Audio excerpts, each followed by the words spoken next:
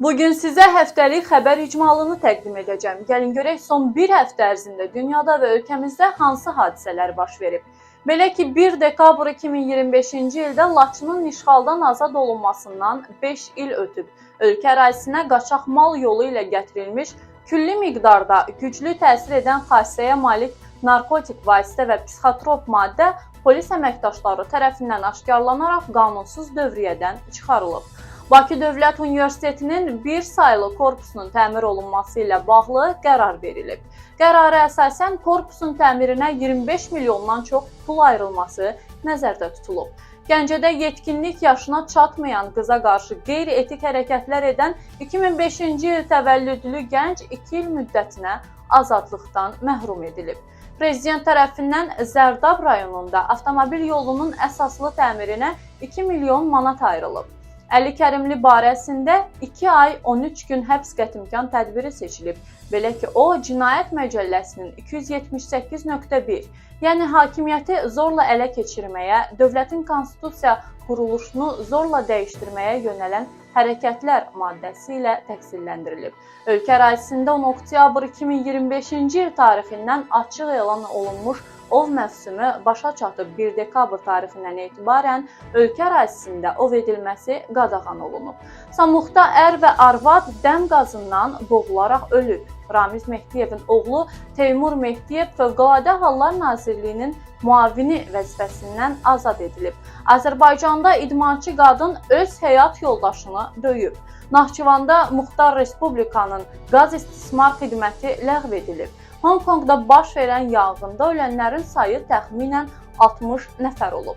Azərbaycanda Novruz və Ramazan günləri ilə əlaqədar 11 gün qeyri-iş günü olacağı açıqlanıb. Bakıda 15 yaşlı qız telefonuna yüklədiyi qorxulu oyunun missiyalarını tamamladıqdan sonra canına qəsd edib. Bərdədə müəllim özünü kanala atan ruhi xəstə qızını xilas etmək istəyərkən suda boğularaq dünyasını dəyişib. Vətən müharibəsindən sonra 496 hərbçi 619 yüksək texnologiyalı protezlə təmin edilib. Yeni qərara əsasən hər il sentyabrın 20-si dövlət suverenliyi günü kimi qeyd ediləcək və qeyri-iş günü hesab olunacaq.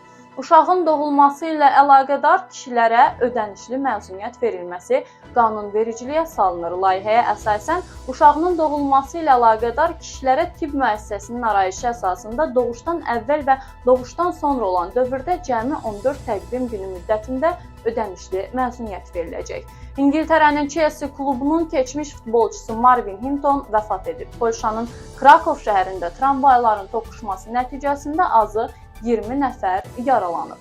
Bakıda İncəsənət Gimnaziyasının yaxınlığında yeraltı keçiddə eskalator qırılıb və hadisə nəticəsində bir neçə nəfər xəsarət alıb. Bakı şəhəri Qaradağ rayonu Lökbatan qəsəbəsi Qobu Park 1 yaşayış massivində yerləşən çoxmərtəbəli yaşayış binasında dəhşətli yanğın hadisəsi baş verib. Nəticədə əmələ gələn tüstüdən ikisi azyaşlı olmaqla 4 nəfər boğularaq ölüb. Vəfat edən dövlət qulluqçularının vərəsələrinə müavinət ödəniləcəyi ilə bağlı qərar qəbul olunub.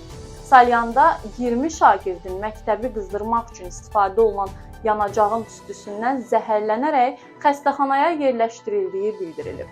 Cənubi Afrikanın paytaxtı Pretoriyada naməlum silahlıların hostellərin birinə qəfil hücumu nəticəsində 3 yaşlı uşaq da daxil olmaqla 10 nəfər ölüb. İndoneziyanın Sumatra adasında daşqınlar və torpaq sürüşmələri nəticəsində ölənlərin sayı 900 nəfəri keçib. Biləsuvarda idarəetmədən çıxan Lexus markalı minik avtomobili kanalı aşıb.